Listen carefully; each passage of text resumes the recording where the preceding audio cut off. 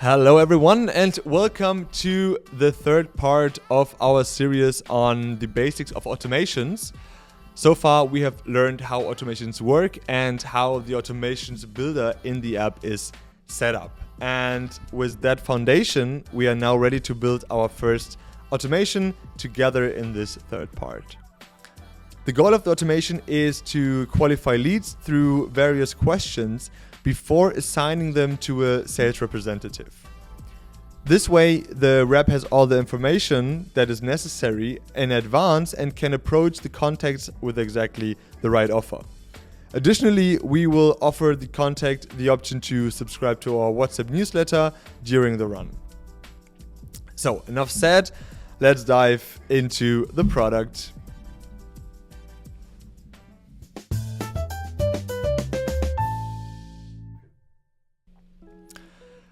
The starting point for any automation is always the field in the center of the automation builder. It's hard to miss. Here we can select which trigger will start the automation. For our automation, we'll choose a contact scanned QR code because this code is embedded on our website where we mention that by scanning it, leads can receive perfectly tailored offers via WhatsApp.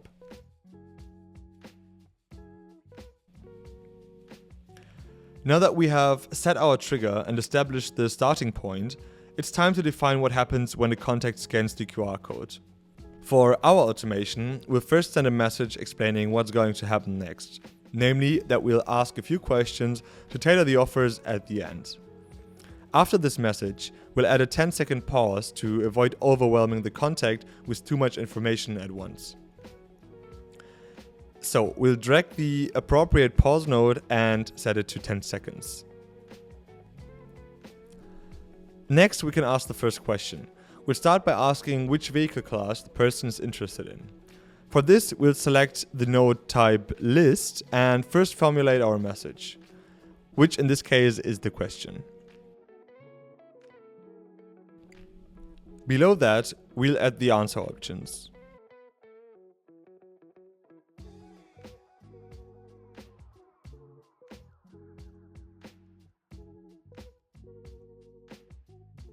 In the additional settings at the bottom, we'll set it so that the contact must choose from one of the answers to proceed. No other messages will be accepted at this point. After 3 failed attempts, the automation will end and can be restarted if needed. To do this, we'll add a node that sends out a notification about the termination. This message will appear both if the time runs out, in our case 3 hours, and if too many unexpected responses are given. We've set a maximum of 3 new attempts. After that, the notification will be sent. Next, we'll store the information we get from the answer in the contact profile. We'll drag in a contact update node and create a new attribute in the node. This brings us to a new window in the contact management. So we'll create a new attribute named vehicle type. Select the attribute type, in our case a text field, and then create it. We can then return to the node and select the contact attribute to be filled. To specify what to fill it with, we'll choose set manually and then the appropriate variable. Here we see that we don't yet have a vehicle type variable, which is because the names of the relevant nodes are displayed. On the left, we see that the name of the previous node is WhatsApp list 1. This isn't an issue now, since it's the only field in question, but as the automation grows, we'll have more fields to choose from. This is why I recommend naming your nodes for easier identification.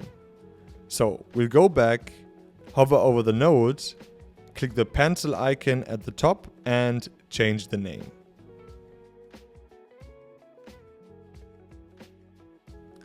Now, back in the contact update, we'll see the updated name is displayed.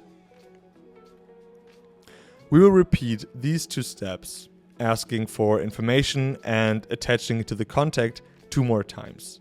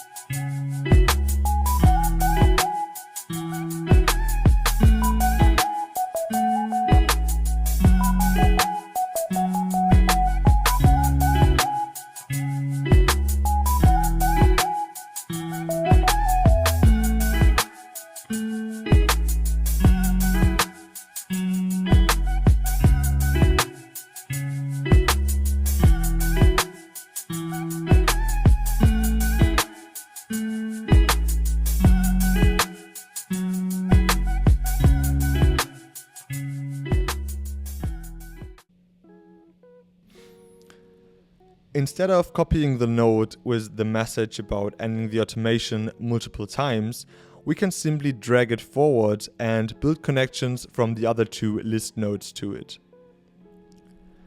After the last question, we'll confirm to the contact that we'll now look for tailored offers and summarize what they provided.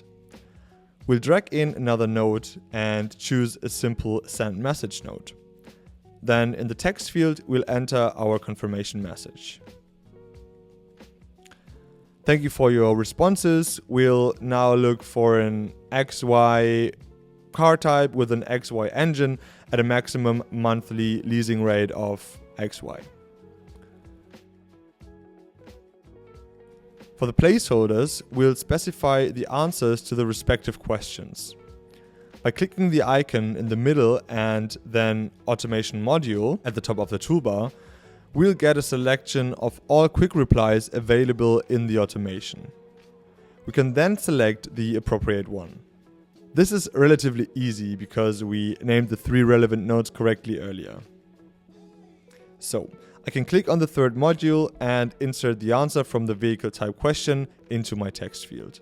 I'll quickly repeat this process for the other 2 modules.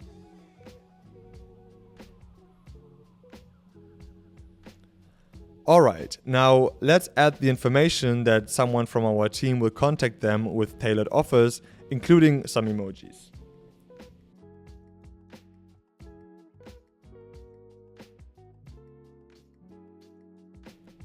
With that, the response is ready and the first part of the automation is complete.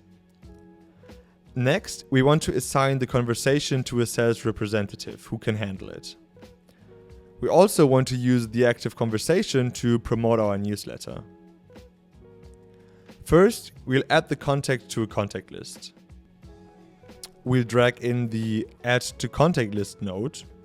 And since we now have a well-qualified lead, we'll add the contact to the Hot Leads list. Using such a list structure, we get excellent organization of our contacts and can always provide the right information to each contact. Next, we'll assign the contact to a sales representative. We'll drag in the Assign Conversation node and specify how the assignment should be done.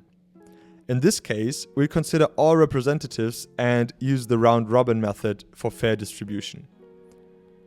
At the bottom, I'll add all relevant people, and that's done. The automation is essentially complete, but we'll take advantage of the moment to promote our newsletter.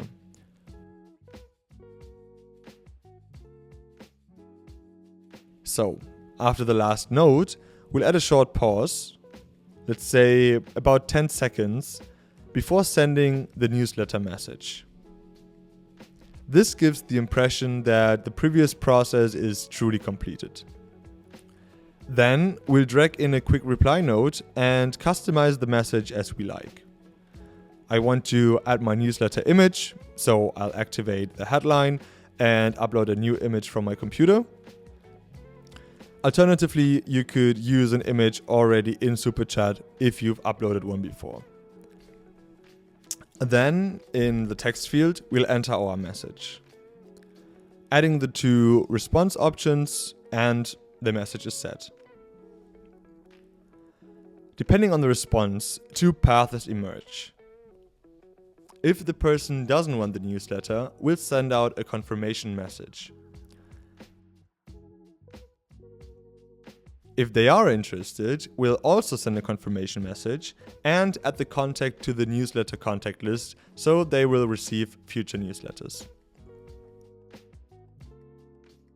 To wrap it up, let's assign the conversation to a salesperson if the contact writes something instead of choosing one of the quick reply options.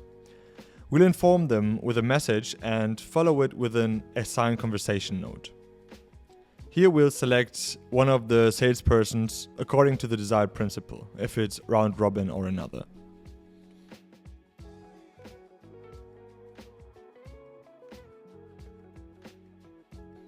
Now we can publish the automation using the button at the top right. A short wait, and we'll have the QR code that initiates the automation. Up to this point, I've used the default name for the automation, but you can of course customize it to your wishes.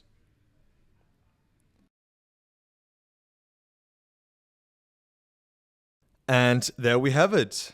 We quickly built a very useful automation, and you see it's really simple once you start creating a few automations yourself. I'll now briefly show you how this looks on the contacts phone, and see you after that in the outro.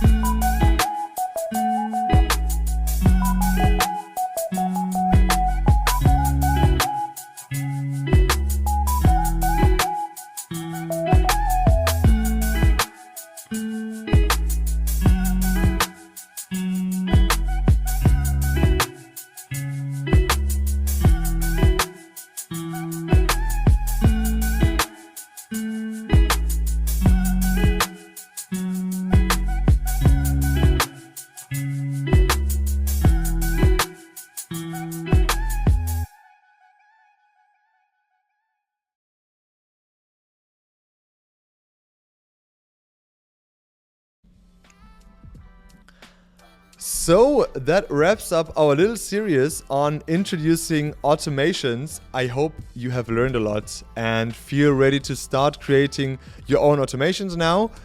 Start with just a simple trigger, like very basic automations, 1 or 2 actions maybe, and that should be it. This will help get you into the topic quickly, and soon you will be building complex automations like the one we just created together.